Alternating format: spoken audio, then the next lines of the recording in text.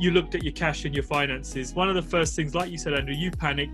First thing I did, I kind of panicked as well. I looked at a 90-day cash flow. It was a personal cash flow and a business cash flow. And I looked at every single cost. And, you know, personally, I don't really do it a lot. And I started looking down my personal statement and started thinking, why am I paying this? Why am I paying this? Why do we have this subscription?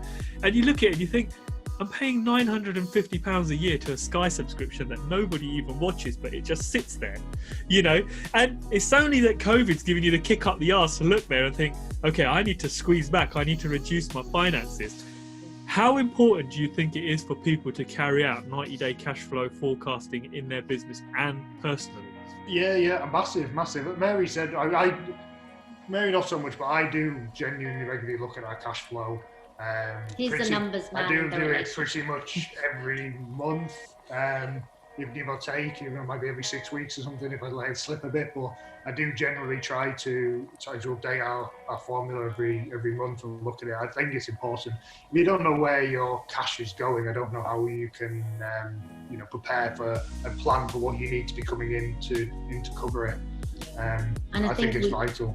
We tend to, most of us in kind of in this world now, especially in Western Europe, we tend to overstretch ourselves and live to our limits, or sometimes beyond that limits. So just kind of reviewing that on a monthly basis, or like you say, like 90 days to say, okay, am I okay? Where am I? What if something happens?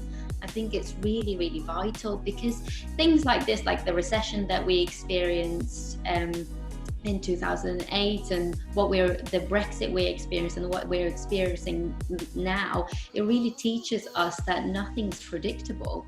And we just need to be kind of prepared and not overstretch ourselves. That's a great point. I think that's a great point you make there, actually. Yes, because isolation, I've found, has taught a lot of people, or I've witnessed that there's a lot of people that are just running month to month.